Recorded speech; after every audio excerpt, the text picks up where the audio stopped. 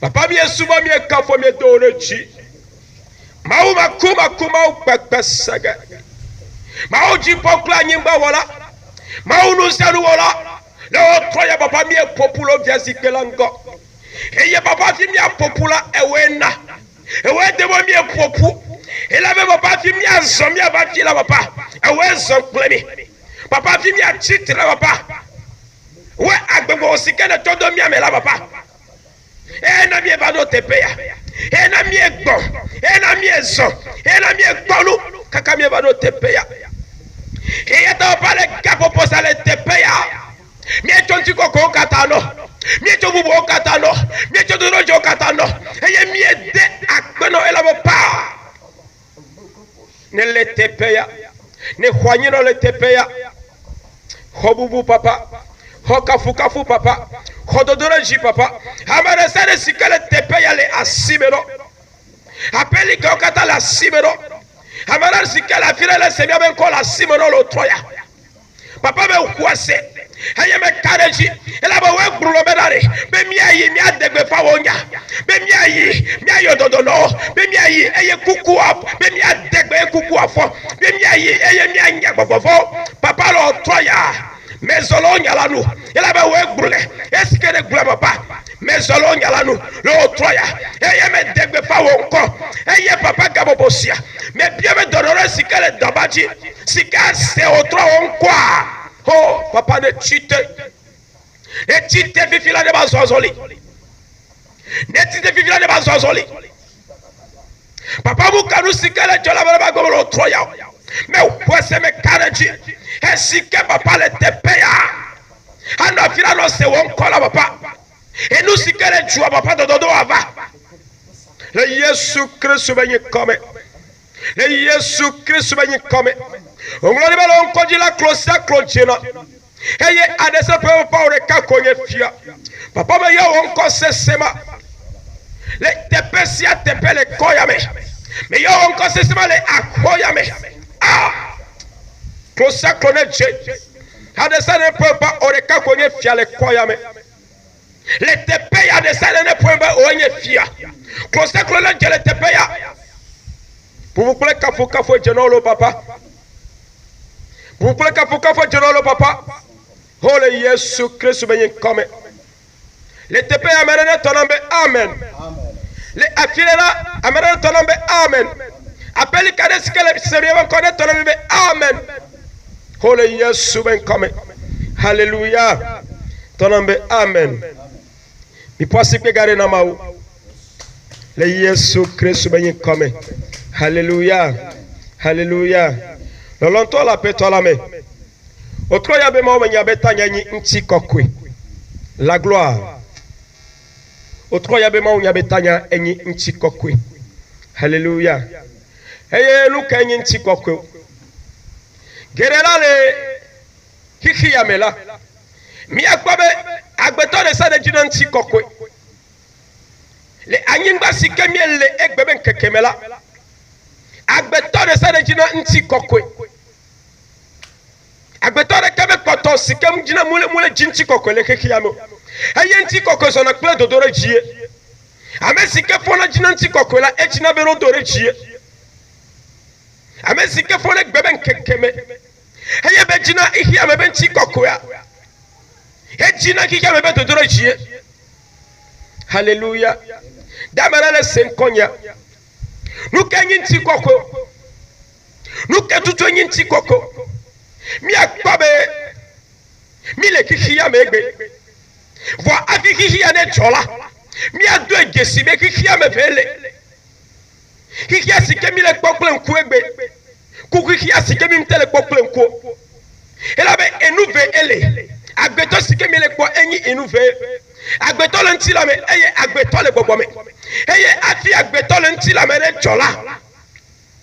E jole gbogbo me kengbo. Eye beba dere gore ntila me. Amana le senkonya. Afi agbeto sike mi le ko egbe ntila me la. Afi ne jola. E jole gbogbo me kengbo. Beba dere gore ntila me. Eye lu kenti agbeto wa sike jole ntila me gbebe kekeme a. De gore ntila me ro. Elle avait ne mao sike wo chipo panyingwa. Mao sike wo nu sianu. Va toi boma sike ya gbeto. Va dere go nti la mela. Ta me susure nchie. Et ta me susure nchie. Nti kokwe. Nous kanyina nti kokoma. Nemi ekle Bible agbe nemi so Genèse chapitre 1. Nemi ekle Genèse avaya. Mi akwebe ma wo chipo kwanyimba. Ma wo nu sia nu sikala nyimbaji. Ma wo de sia de ma wo nu gere sikala nyimbaji. Afi gbere ka be ba na nyia. Eye be de susu. Be esike mo kiki akata. Na le kemeles sikele ko kiki ata.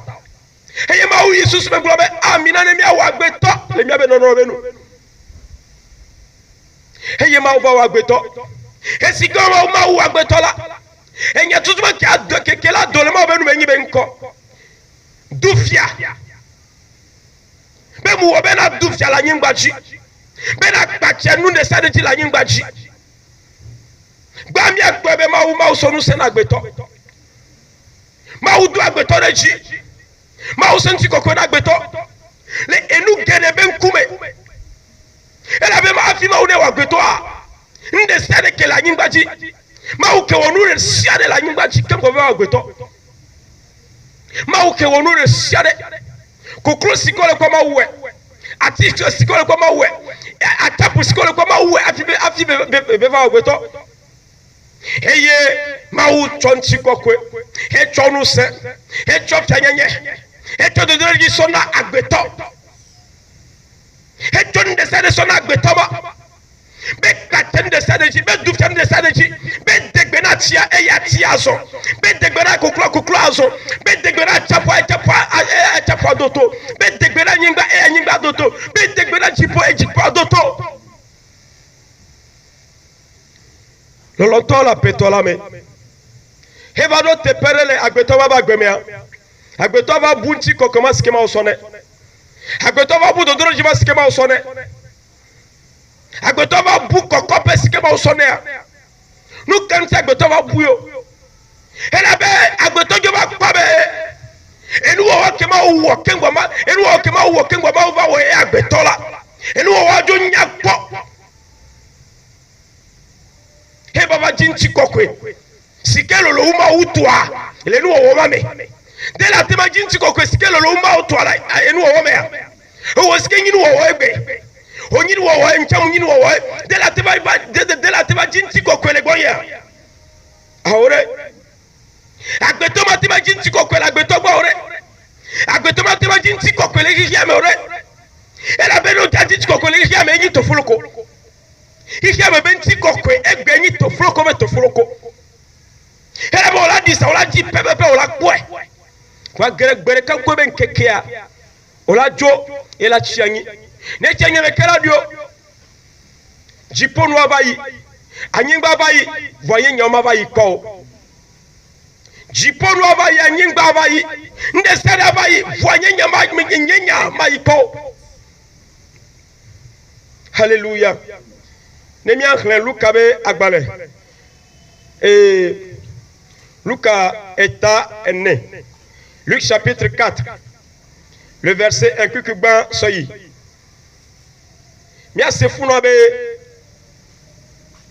esike le funo mi akobe onwura di be gbogbo kokwe cho Yesu so igbedada po ni baba blanu eye etike be blanu voa ne kuku mi ahove gba na nenelo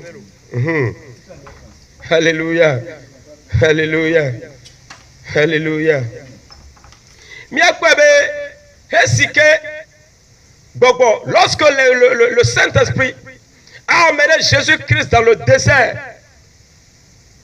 pour un jeûne de 40 jours et 40 nuits. Après que Jésus a jeûné, il est écrit que Jésus eut faim. Il eut faim. Bien, vous allez voir la première gloire que l'homme cherche. Il est écrit que Jésus eut faim. Et lorsqu'il eut faim, le diable a senti qu'il a eu faim. Et le diable est venu pour lui montrer la première gloire. Et c'est à cette première gloire que l'homme chute aujourd'hui. L'indique que Gbawa Mesike et Fouto Abossam va. Mais à son premier Jésus va sauver fuir. C'est dans cette première gloire que l'homme tombe aujourd'hui. La gloire du manger. La gloire du manger. Et nous la gloire du manger. Le diable est arrivé, qu'est-ce qu'il a dit? Il a vu Jésus il a vu Jésus avec une pierre à la main. Et il dit quoi Jésus? Est-ce qu'il y a Bosamba, Fouta Bosamba? Et quoi ben Yesu le et connaît la lome. Et il y a ce qui va gloire Yesu ben yibenko. Ne le nyima obi tututua. De gbene commandé ba zu abolone adu. Le diable dit quoi? Fils de l'homme. Le diable dit quoi? Fils de Dieu à Jésus-Christ. Il nous dit si tu es réellement, si tu es vraiment fils de Dieu, ordonne à cette pierre qu'elle devienne un pain que tu puisses manger. C'est la première gloire. C'est la première gloire. Et lorsque le diable vient aujourd'hui avec cette première gloire, nous chutons tous. C'est pourquoi il est bon de jeûner. C'est pourquoi il est bon de jeûner. Tu dois rester affamé. C'est pourquoi il est bon de jeûner. Tu jeûnes aujourd'hui pour renforcer ton esprit. Quelle que soit la première gloire que le diable va amener sur toi, tu seras plus fort. Mais si tu n'arrives pas à jeûner et que le diable vient, bien aimé, après 40 jours, 40 nuits sans manger, ce n'est pas une journée sans manger qui va me tuer. Après 40 jours, 40 nuits sans manger, ce n'est pas une journée de fête qui va me tuer.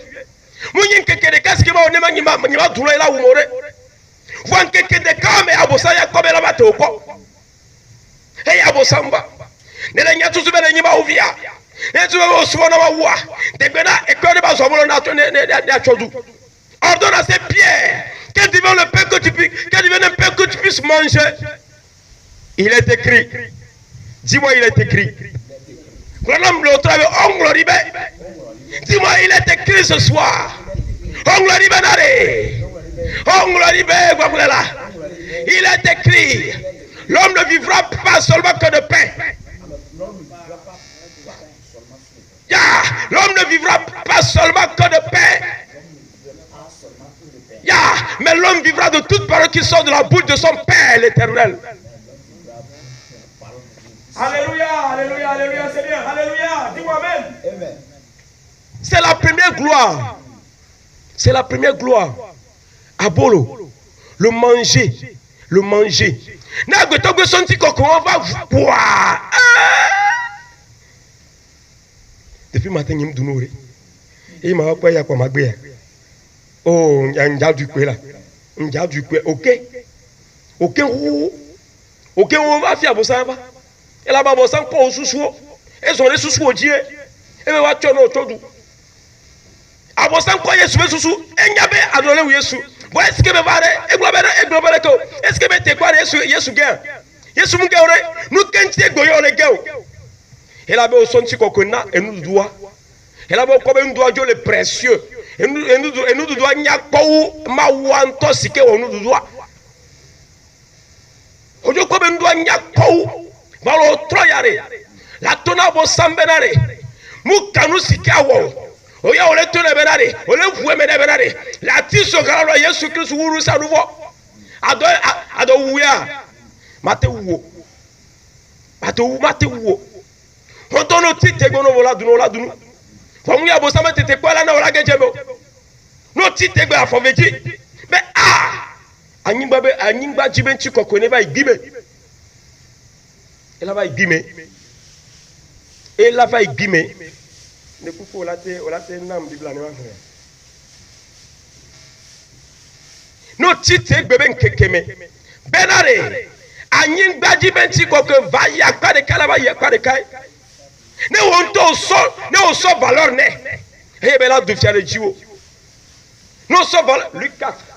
Non so valeur ne. Et ben là de fier de Dieu. Il m'a tellement so valeur na anyingba jibenu. Nous allons lire Luc le chapitre 4. Luc le chapitre 4, le verset 1 alors.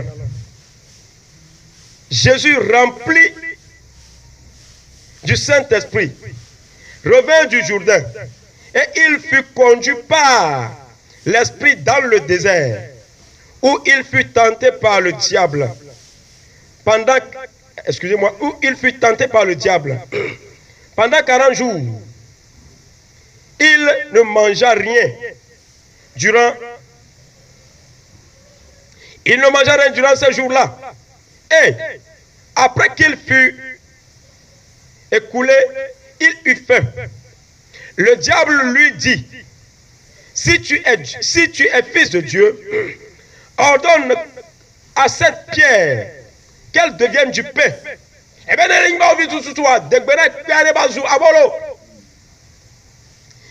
Jésus lui dit, il est écrit, l'homme ne vivra pas que par de pain seulement. L'homme ne vivra pas de pain. Et pourquoi toi tu veux vivre seulement de pain? Lorsqu'on parle du pain ici, ce n'est pas le pain seul. Tout ce que tu manges dans c'est ça on appelle pain. Jésus le répondit, il est écrit, l'homme ne vivra pas seulement que de pain. Le diable, l'ayant élevé, lui montra un instant tous les royaumes de la terre. Le diable l'ayant élevé, lui montra en un instant tous les royaumes de la terre. Que sert-il à un homme de gagner le monde s'il perdait son âme?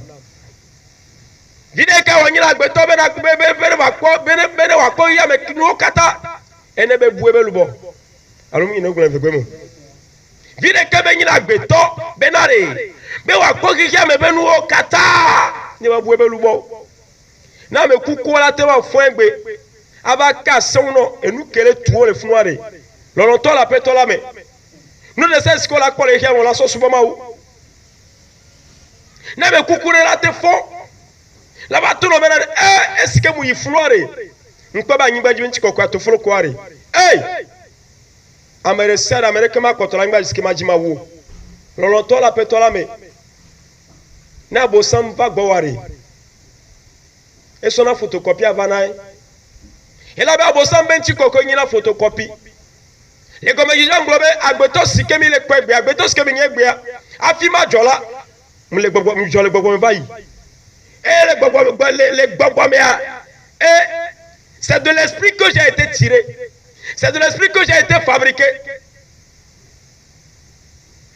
Donc il faut comprendre que l'original même, c'est Dieu, c'est le Saint-Esprit. L'original, ce n'est pas le diable. Et nous, ton toi, et nous, et avec mais au début, et nous, ton toi, nous, photocopie, ce que nous, agbeto ce qu'on est quoi, et nous, que nous, quoi, et nous, la photocopie. Et là, avec le kako, ben, que nous, là-bas, et nous, est-ce que nous, quoi, mais là-bas, et nous, que nous, quoi, le mouvement, et là-bas. Et là-bas, Bereka, mais là, quoi, eh, bah, mais nous, babalo, nous, y entend, babalo, et nous, c'est babalo, y entend, la gueule. Alléluia. Parce que là, le quoi, que Yesu est comme on laisse ende comme ya berekare ola ba berere amem ngabalo bunyentem ngabalo enu akelo mouvement enu akele pompom ngabalo wanyentom la gbe tagbele Yesu me wo wole Yesu me hablore Yesu me Alléluia. Oh le otro yare ya yira to enenye la ya yira to enenye nti kokui anyingbaji nti kokoya edo sepe anyingbaji nti kokoya edo sepe. La gloire terrestre a une fin, mais la gloire céleste elle est éternelle. Jipo nti kokoya enyi mavo ele mavo bon anyingbaji nti kokoya edo sepe mina kwegbe amona nyiba iskemi se waben koy. Ola no se nkwa sigba meya o ti ko sikele si la ngbaji a ameya onyi me makuba kula ngbaji da mere nya me makuba kula ngbaji a den ti na sikemi le gbegbe a nti la dele sikemi makuba kwa bere kala badua nti la jo nti ko la chian enu kenyi Yesu enu kenyi ma to ne yina mawo enu kenyi César to ne yina César à César ce qui est à César. À Dieu ce qui est à Dieu ce qui est à Dieu ce qui est à Dieu. Quelqu'un me comprend? À Dieu ce qui est à Dieu et à César ce qui est à César. Ce qui veut dire que lorsque tu tombes, tout toute la gloire terrestre revient à la terre. Toute la gloire terrestre revient à la terre. No janye gbeben kekemia. Anyingba jibe chikoko kata skere jia. Eyina anyingba. Eyina anyingba. Eye wo lubola. Etro ina meko. Wo wola. Alléluia. Alléluia. Le longtemps la peto la me. Enyo be mi aja anyingba, enyo be mi ajinchi kokolo. Enyo be mi ajinchi kokolo anyingba jilo. Vanti koko eske nti koko ya enye Yesu Kristo. Ela be na Yesu lemewa. Na Yesu lemewa tututu. Paulo glomedare. Munye gbalagbo Yesu ela gbelemenye. Munye enye gbale agbo. Ela be nyame kukle Yesu la tiso galanu. Odi mkle Yesu le yodobe. Eye ntrofon kle Yesu. Eye munye nye gbale agbo Yesu ela gbelemenye. Ayata mulenti koko mule Yesu benti koko me eye muzona Yesu benti koko muona gloire Yesu benti koko me do hane wala gloire Yesu benti koko me alo anyingba ji tole ji na wo gloire me anyingba ji benti koko le ji egbe na wo gloire me gloire ne masela no le ji anyingba ji to amro wo oro ko be e mo kulonyi e mo ba so pumbe la fire amoro oro ko be hun kulonyi e ho ba so dangbe la fire amoro oro ko be avion kulonyi e avion ba so dangbe la fire amoro oro ko be azigbeji kono ma gwati de po azigoro so pumbe la fire hey anyingba jibe nchi kokwe loloto Yesu vivilo Yesu be no na mi vivilo lo angono ngini oh anyisi coraggio waji elo dole senare komea mule ko ba peli karere se bia ben kokwe jile jento imable mi o Yesu be no vivi na lo angono ngiri oh anyisi coraggio waji elo mamu yo me ma tote be amesubone tote ke ma na ke ma glo ma yo no de kape na nya enya sike mo so ma glo no ela be ne mule glo na yin toro konye hallelujah owo sike le fi o to yare mukalbe nya siko siare ela tronde la gome koela ela tronde la gome koela no fore agbo yere no are no fun ma o ne nya me gban la gome no le ya ma o ne nya me gban no ja o mla nya ma o ne nya me gban le wo alome na po esi ayila jogbonwe pa me be kwa agbe paro je yo me esi ayila jogbonwe pa me be paro je yo me ela be ne somo so gbegba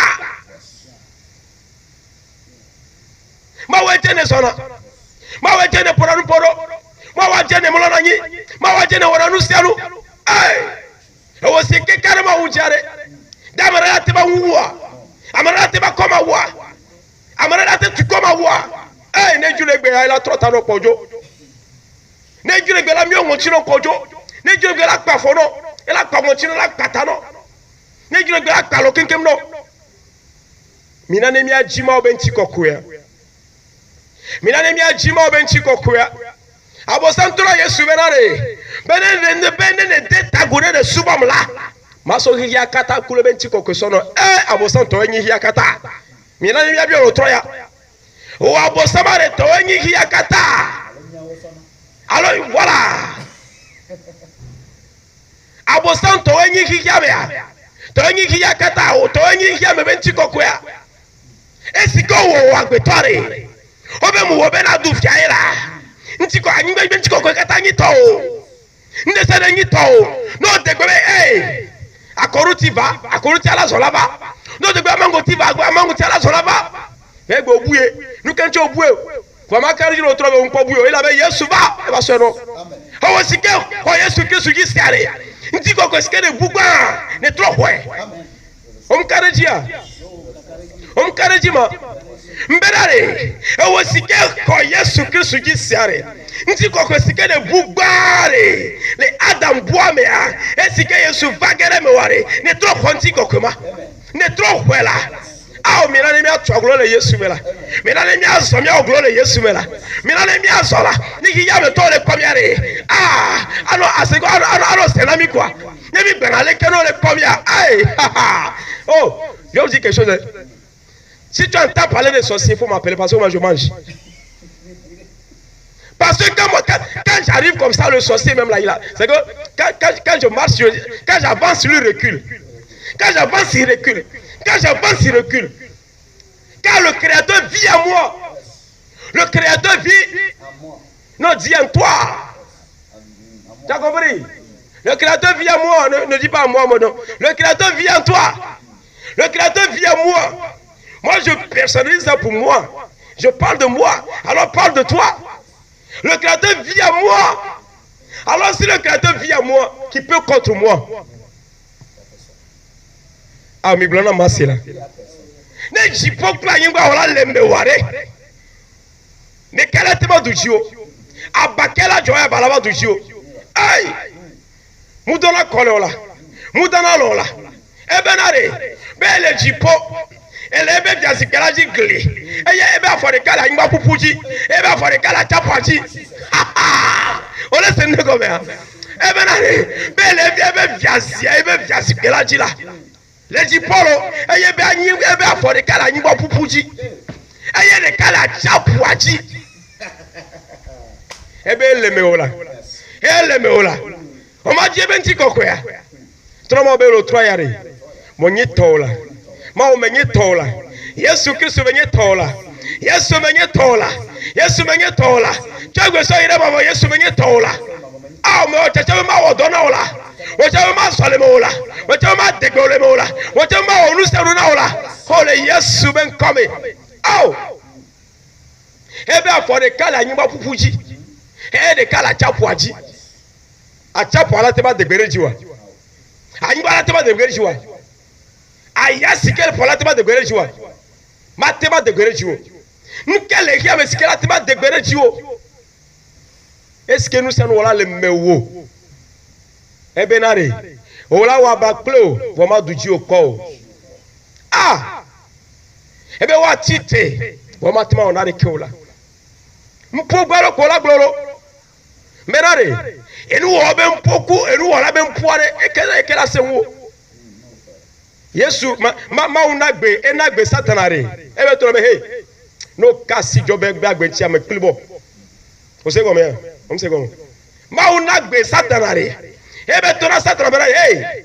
Munogbe ba na onu se le jobo nti. Bodo kasi ebe agbe ntira. Ma sotano. Ne satana ke kase pene kasi jobo ba gbetia egbe mi ma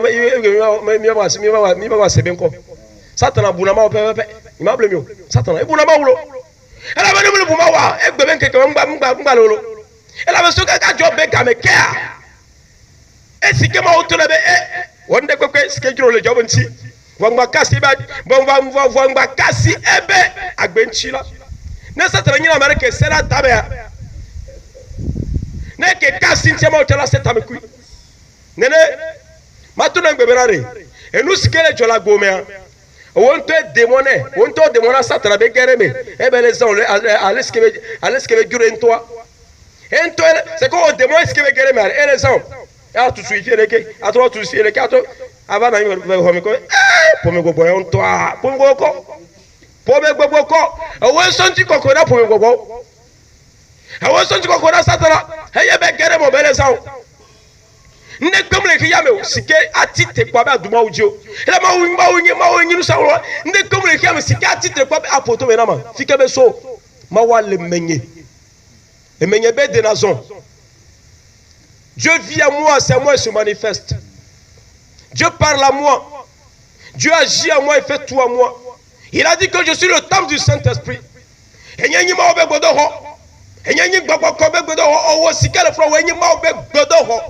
Eye gbedoho sikere nyi na ma wuare de ma wala tima tati gbedoho bene podia e se ski ma ofo la ma tro me ma o tan kolora hobelo ne ma ofo e kolora me kolora ento me gbedoho ame e jira gbedoho ado ne gbedoho apodi la peinture apodi e tro sinane e chaba prena e Greenland wo oroma aba orne e hoa mimia nene a nde se ski agbeto fon le wola nyingba jia e le jipo be nto me afi agbeto le wola nyingba jia ne ma wo chafore e kula na gbedo khwa me ela be ebe owenyi ebe godo kho Demain là demain que de quoi de podia. Anyingba jimeno mate du ti alema udio. Ne le ko Yesu Kristo gise. Mu kanu sika jo ne Yesu ya fon kwa kule kula bodo kwa me. Ela wo wenye ebe bodo kwa. Vangba demo esai na satra beno no wodo la gomo. La beno demo na satra esai ya. Ba ko ko no na triste le mo. Nchi ko ko na mau. Nchi ko ko na mau. Nchi ko ko na mau. Tonombe amen. Hallelujah. Hallelujah. Minyano kemia waya. Autour à toi, bien associé. Et Gabou, mais lundi prochain là, moi il y a des caméras bayeji, il y a quoi coacher mais ici à Gabou bossiare. Miano miano foji miano dobera.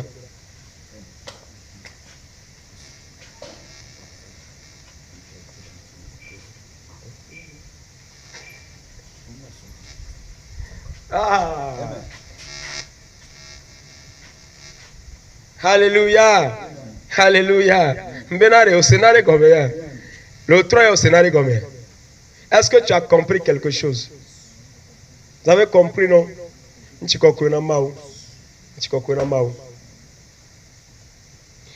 gawo mawo.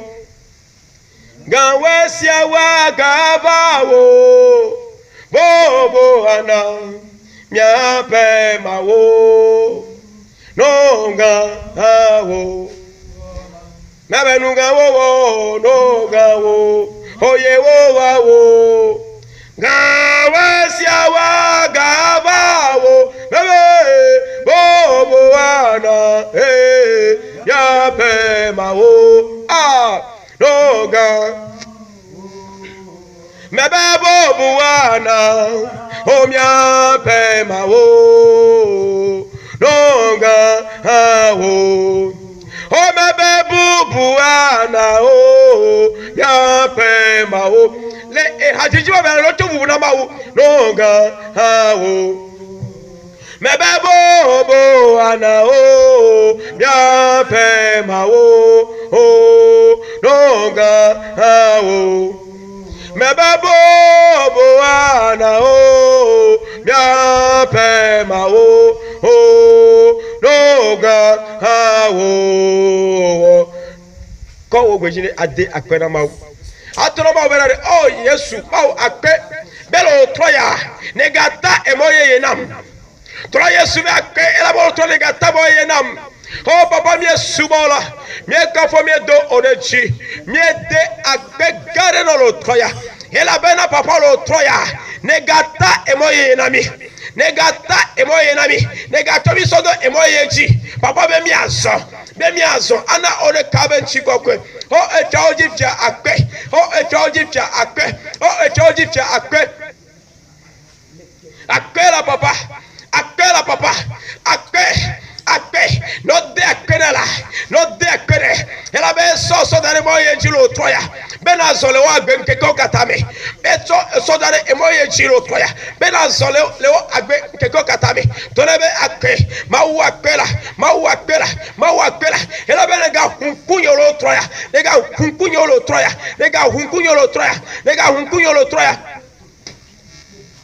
ne hunkunyo la papa ne ga fiam moi ne ga tom so de moi ji oh le Yesu ben kame le Yesu Christ ben kame le Yesu ben kame le Yesu ben kame le Yesu Christ ben kame le Yesu ben kame le Yesu ben kame le Yesu ben kame jiponye mauto anyengba mauto enu katanye mauto ekayenye abo santo le mema mebe jiponye mauto oh anyengba mauto enu katanye mauto ekayenye abo santo le mema oh jiponye mauto anyengba mauto enu katanye mauto ekayenye abo santo le mema le hajijiba mbere mulebe matorobe ne jiponye mauto anyingba nyima uto he na rekemela anyingba sikenya bo santo makari me owo sikenya ma obe no wo sikema oleme matrobe ewe baba matrobe to wanyi nu seru sikele anyingba yaji eyata lo toya ola degbena abosam be wu abosam jiponye etonyeto anyigbanye etonyeto ndesere nye etonyeto eye ndesere skenye etonyeto la tonyela degbena abosam to bera tepe wa mgale agbayemo to na abosam lo to bera ewo abosam omdo tepe onpomo so egbeji lagbayemo to na onpomo cho egbeji lagbayemo onpomo cho egbeji lagbayemo lo toya me desena to na afisike to abosam bera afisike odo sia lo troya odo sepene abosam to odo sepene la gawome lo troya abosam do sepeno omaga odo la gbeyo omaga odo la bera jiponye tonyeto anyigwenye tonyeto ndesene nye tonyeto na le kamale osikenye wo abosam to me degolo troya e me toro bera de wo abosam me desepeno la gbeyo me tuegbejia omaga odo la gbeyo me tuegbejia omaga deso la gbeyo me tuegbejia omaga deso les dépêches de besime sikema kafwa omaga deso mbele dépêche tepe sikema kafwa e wabosa omaga deso ya dogbera ya la vie dogbera la apeli ka osike ole se miawe kwa taro dogbera la idogbera la ya yes Yesu Kristo in kamera yes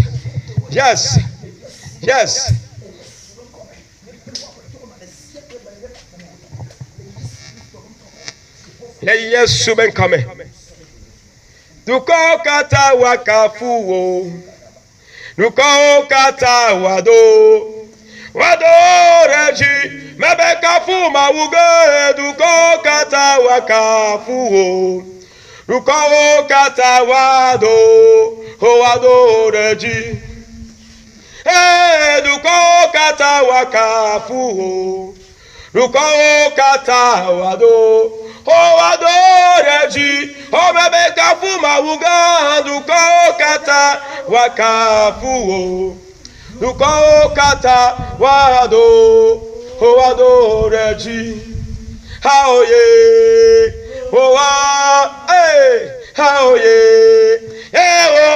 bebe duko kata wakafu duko kata wado reji bebe kafu mawuge duko kata wakafu duko kata wado gapoposia ola degbera wo toroko bende sa sikele me wane kafu bawo bende sa sikele me otu egbeji ane twa kwena na mawo ne tonti kokwena mawo ne toduro jina mawo ole Yesu ben kabe gapoposia me degbera do koye me degbera nye lubo me degbera nye gbagwasikele menye bele gapoposia be tu egbeji so ire babola mi tonti kokwena mawo alonya mi tonti kokwena mawo afonya mi tonti kokwena mawo etanye enugwaye nde sa sikele menya ne tonti kokwena mawo ne toduro jina mawo ne tepele Yesu ben kame la vie dogbera le Yesu ben kame la dogbera le Yesu ben kame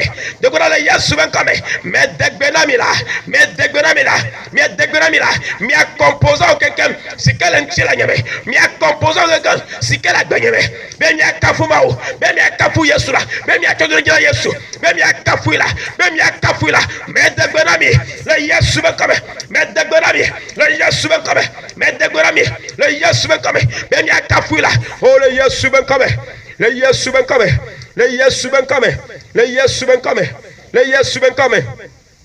toname amen Yesu na jome fa eno tome todoga agbe na labadolo enu kukuo mebe Yesu na jome fa eno tome todoga agbe na labadolo enu kukuo miabe mauchi miesubona ejowo nye miabe mauchi miesubona jowo nye ejowo nye Ejowonye. Oh, miabe mauti mesubona. Ejowonye. Mebe ejowonye. Ejowonye. Ejowonye. Ah, ejowonye. Miabe mauti mesubona. Mebe mauti mesubona. Ejowonye. Miabe mauti mesubona. Ejowonye. Ejowonye. Ejowonye. Ejowonye. Ejowonye. Miabe mauti mesubona. Ejowonye. Miabe mauti mesubona. Ejowonye la. Gapopo sia la dogbera. La biojo. Hejo, nya le tepeya, la biojo la gome. Ben de tel si ket porta la gos, kebe le souma wa. Si kebe confesse yesu ben quoi. Ben jone bio, et jone dola le yesu ben kame. Et jone dola le yesu ben kame. Le appeli kadebe akame. Degbele gabobosia. Ben de tel si ket porta le koyame. Si kebe fweme yesu ben quoi. Ben jone trola. Ben yesu ne dogola. Ne trola le yesu ben kame. Dogbera le yesu ben kame. Dogbera ya yes dogbera la ya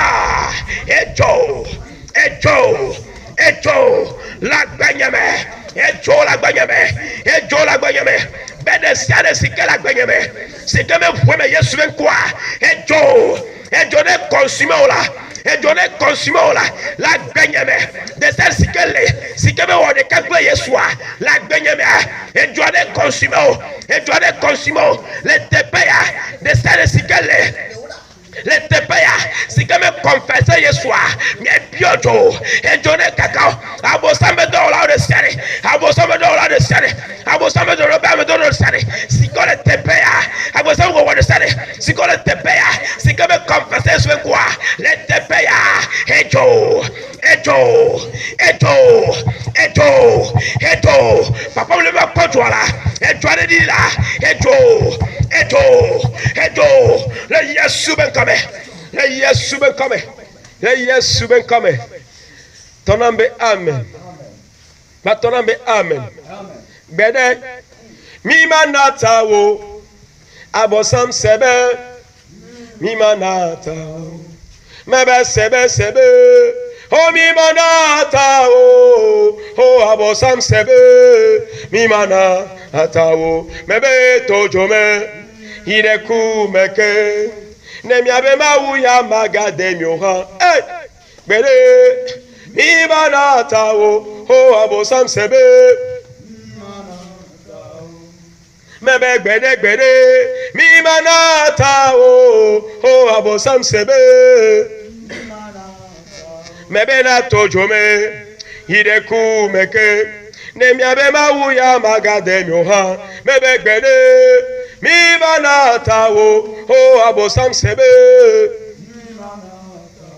adikato se adikato skele do adikakpelo ola tro tro belare be gbede wa adikato nyimanata lo nkumo adikato se adikato siko onto no dogisbe adikato to na be le yesu be ko lo troya be chogi so de bavwa o manata le be nkumo dogbera le yesu ben kome onto le gesinu sele do adikaklo le gesinu skele do adikaklo tone bele yesu ben kome o adikato nyimanata o le wonkumo nyimanata o le yesu ben kome adikato se adikato sikele do adikaklem me degbe me blulo atalo toya me o adikato nyimanata le wonkumo la nyimanata ola mukanu sikajo to adikato be mukanu sikajo tojo we yire kume kechare o manata ola o ya o kadeji be ma o le klo o kwase be ma o le klo eye mukanu sikajo ma wa de otolebe mukanu sikajo ma wa de otolebe to adikato be dare be mukanu sikajo ma wa de otolebe mukanu sikajo ma wa de otolebe mukanu sikajo tonela tonebe wadikato nyimanata le o tespera ngola nyimanata ola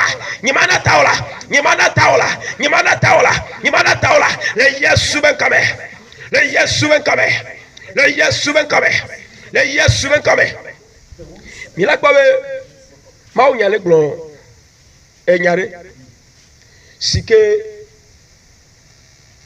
letepe ya mo kose me mi ase enya gere gome wa mi akobe esike gban mi bunti kokuya mi awe ba yin kluvi na o wa sike Yesu ba mi ba yin kluvi o wa gbebe nkekemia mi e ko Yesu a wa mi be susu ogbale enu waji eye mi be susu skele enu waji anyi be mi ba yin kluvi egbe eye wa o le soji amesike wa yin kluvia ne mi anyi fiavi wa ekuwo va le soji emi o fiavi mi la nyingba lo tro yo abe o la tro melare bebe bebe di le soji bebe di le soji mi de gboro di le soji mi de gboro di le soji e on to la wa fo action prophétique alia soji la ola lia soji la ola wa action la alia soji la ola wa action la alia soji la wa action prophétique la alia soji la le autre wa action la na lia soji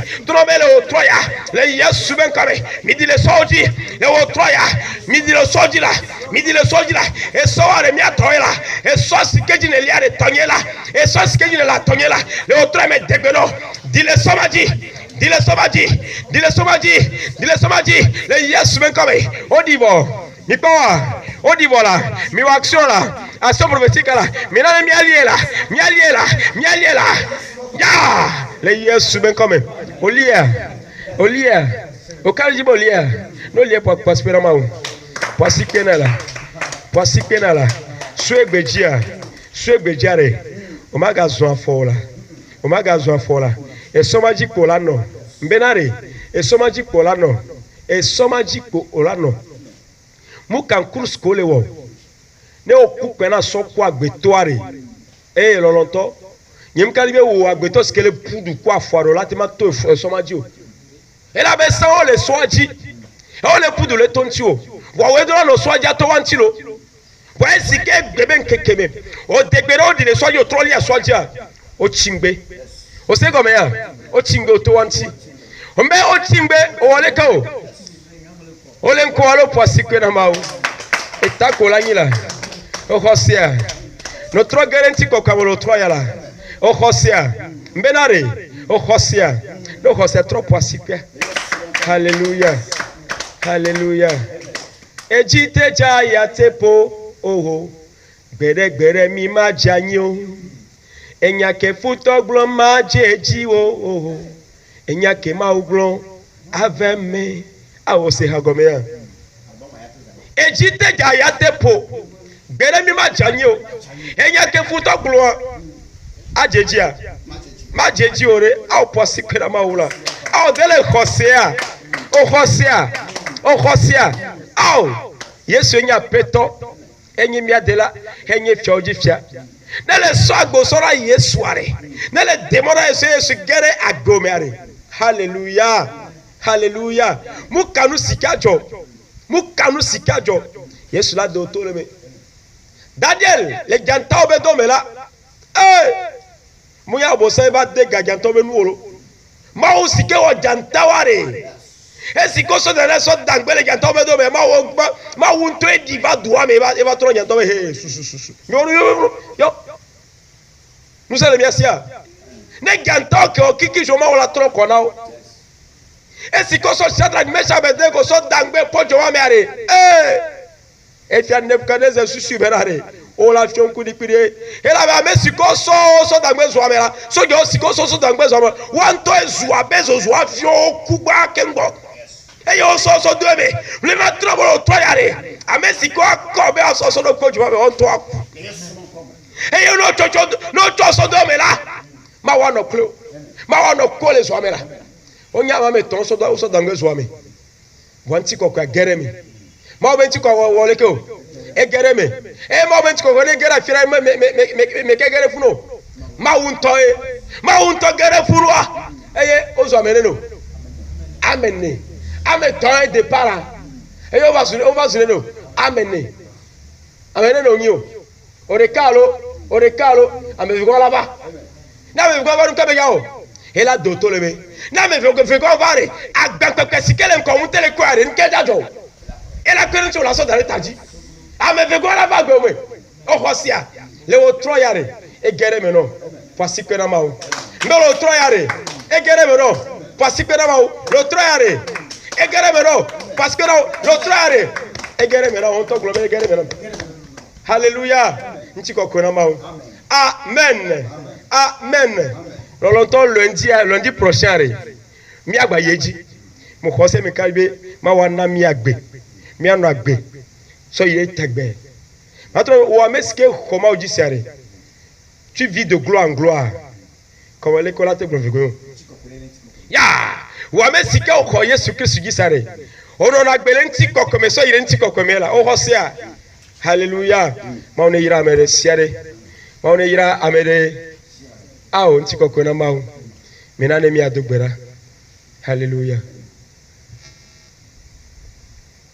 Père, nous te bénissons, nous te louons, nous te rendons grâce. Je te remercie, éternel Dieu, ce soir, de ce que ta volonté est venue à l'accomplissement. De ce que, Père, ta parole a changé la vie de tant de personnes ce soir. De ce que, Père, ta parole a ressuscité les morts. Ta parole a fait marcher les boiteux. Ta parole a fait voir les aveugles. Ta parole a redonné vie à tant de personnes dans ce quartier ce soir. Père, mon âme te bénit, mon âme te loue, mon âme t'exalte. Mon esprit te chante des cantiques de gloire et d'adoration pour ta volonté parfaite, pour ta miséricorde, ton grand amour, ta grande bonté manifestée nuit et jour. Père, qui est comme toi, nul n'est comme toi, Seigneur. Sur ce soir, Père, s'il y a grande chose à te dire, c'est merci. Merci. Merci. Merci. Nos vies t'appartiennent. Tous les jours de nos vies t'appartiennent. À chaque pas que nous faisons, Père, c'est toi qui fais ces pas. À chaque regard, Père, c'est toi qui regardes. À chaque parole, Père, c'est toi qui parles. À chaque action, Père, c'est toi qui fais ces actions-là. Père, le monde nous verra et il y en aura de grands témoignages. Le monde nous verra et il y en aura, Père, de repentance à repentance. Père, à la gloire du nom de Jésus-Christ. Mon âme te bénit, mon âme te loue, mon âme t'exalte. La vie de tout chacun cette nuit entièrement entre tes mains. Papa, tu as dit que nous sommes la lumière de ce monde-là. Mais à cette heure-ci, les ténèbres ont couvert la terre. Mais Père, nous sommes particuliers. Parce que tu as dit que nous sommes la lumière. Voilà les gabobosia. Viviti yo fou la nyimbaji. Voilà ce que mi mi kekele là. Et viviti to la nyimbaji a. Les viviti o mi la bopo mi no kekamda. Mi no bibimda. Le Yesu ben comme. Le Yesu ben comme. Les viviti o bopo mi no kekamda. Mi no bibimda. Le Yesu Christ ben comme. Alléluia. Alléluia. Alléluia. Alléluia. Alléluia. Alléluia. Gbogbo kokwe. Gbogbo kokwe. Gbogbo kokwe. Gbogbo kokwe. Gbogbo kokwe. Gbogbo kokwe. Gbogbo kokwe. Gbogbo kokwe. Gbogbo kokwe. Maube gbogbo. Neno akoyame. Neno koyame. Neno amereserve agbemela koyame. Neno miabe agome. Eye esayila. Ne baro dezo. Ana Yesu ben chikokwe. Papa, abosambe do share le akoyame gbuleme. Me gbuleme. Ple wo hu. Papa mi so hu aso marqué akoya. Mieux on soit marqué à mercer la koyame. Mieux on soit marqué miento miaroko. Mieux on soit marqué à mercer le skele koyame. Ya le Yesu Christ vient comme. Eye papa, bobo ma comme connaisseur. Sike be agere akoyame la. Ne dogo wo la papa on tombe dogo. Matema gere akoyame. Matema gere bereba go, matema gere bereba go. Matema gere pere kaleba go. Le Yesu Christ vient comme. Papa akelo khobubu. Kafu le Yesu ben comme. Dans longtemps ton nom amen. Alléluia. Oh, voici que Amen.